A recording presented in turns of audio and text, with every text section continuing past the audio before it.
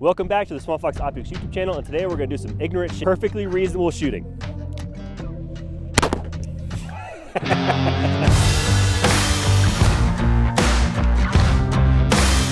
Alright guys, so today we're going to go over one of the kind of crazier guns in our collection. This is a Taurus Raging Hunter chambered in .44 Magnum. I will be honest, the first time I picked this gun up, I was like, man, this thing's going to suck to shoot. Like, it's huge. It's just going to be an unpleasant experience. And the first time I shot it, it was like probably one of the most fun guns I've had the pleasure of shooting. It's got massive ports on each side of the barrel at the end, and for whatever reason, this thing it's soft, it doesn't kick in your hand.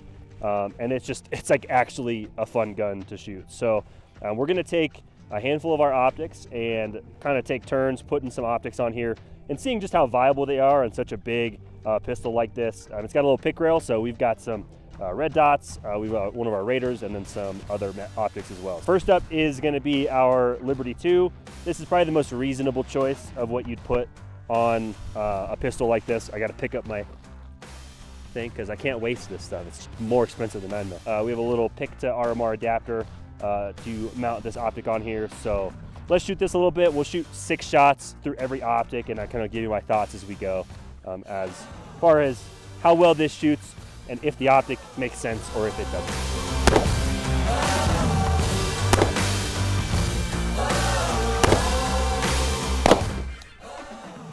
Whoops.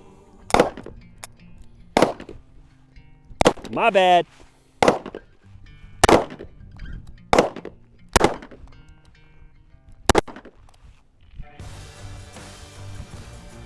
All right, so Liberty 2, like I said, kind of makes the most sense. It's the most natural, at least for what you'd be used to shooting for a pistol like this.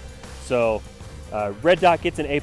Obviously, it's gonna work great and gives you a little bit more refined point of aim, especially the big old honking gun. Having a red dot's a little bit better because I have a bigger sight picture, right? I don't have my iron sights kind of cutting off half of my target. So Liberty 2 looks great, shoots great, and the gun still like cycles kind of as normal. I think as we get to the other optics, the weight is going to kind of affect how the gun shoots, or at least perceivably in my hand. But Liberty 2, awesome. All right guys, so number 2 is the Raider. I didn't want to do this one, but because half of our comments all the time is, you need to make a Prism pistol optic. We're gonna do this, and then I'm gonna explain why this is really not a good idea and why it doesn't friggin' work, but we're doing it for you. So this is out of the kindness of my heart.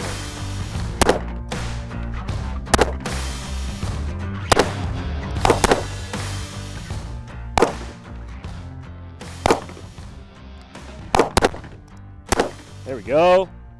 That's all 6. That's the best thing in the world. I don't know if you guys have ever done that with a revolver, but doing the ching, ching, ching is super cool. And I want to be like Jerry Mick, where I can ching, bam, bam, boom, and do it again just like that. Just like that. Anyway, okay, Raider. This thing sucks to use behind a pistol. It's like barely usable, but it's not very good. The weight, I will say, kind of helped balance the gun out a little bit, so it felt just a touch softer in my hand. But the reality is the eye relief on this optic and most Prism in general is not good enough that you can hold it at arm's length away from your face and still get a really clear sight picture. So that's kind of where the Prism on pistol argument falls short, is that people don't realize that the eye relief gets really quick past the optimal point. So sorry, I said bad word. So when you are out at this point, you can still see through it. I can see my reticle and I can see my target, but I would say probably only 50% of the optic is usable at the very center. So it gets really hard to use. Besides that, I guess, sure, you could really use that if you wanted to, I guess, but making it smaller than this is also difficult. So Prisms on pistols, probably just not gonna happen anytime soon, but hopefully it makes sense watching this video why it's not that great of an idea.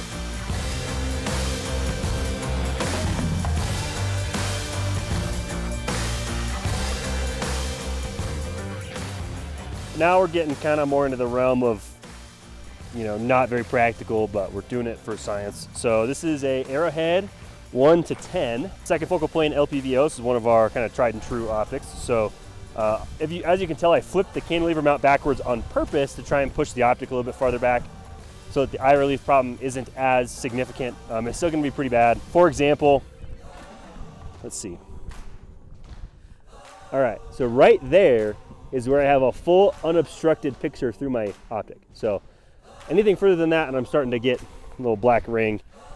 When I'm at full presentation here, all I can really see is about the center 20%. So it's gonna be a little bit of a struggle, but we're out here, again, for science, really important stuff we're documenting. So there you go.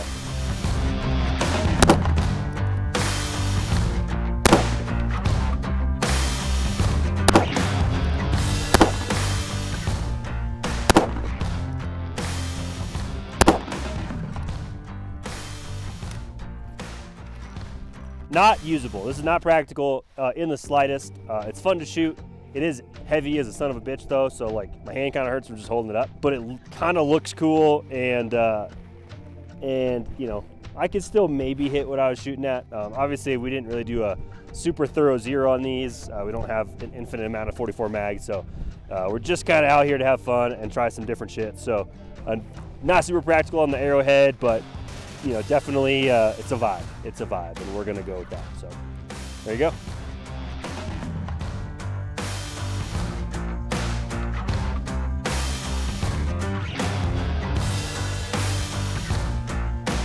Okay, and last but not least, we have the big kahuna, the Kentucky Long on here. The Arrowhead didn't work at all, and I'm guessing this is gonna be the same thing. This is a 2 to 12, so still a little bit better eye relief than some of the higher mag stuff, but we're gonna try it. We're gonna see how it does. It looks kind of even cooler. This is a very like space cowboy looking. We could get like maybe a Cerakote job done on this and just have this for shiggles, but hey, we're out here. Let's see how it does.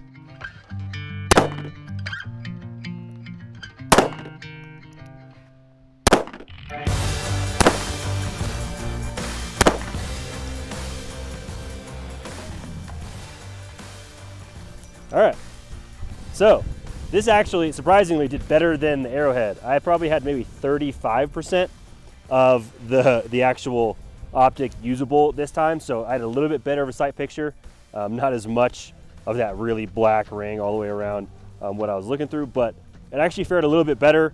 The weight like makes this thing like not recoil at all. Like it doesn't feel like I'm shooting anything more than 9 mil.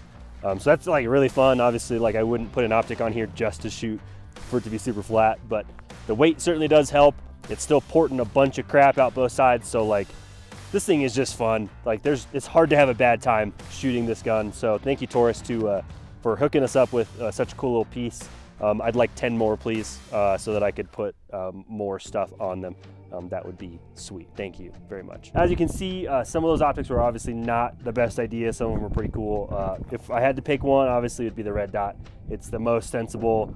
It's the lightest weight one. You get the best sight picture out of it. So if you're gonna put an optic on your Taurus 45 mag Raging Hunter, 44 mag Raging Hunter, I can talk, put our Liberty 2 on it because it's pretty dope. You can also put the Justice 2 on it, a little bit bigger window if that's your thing.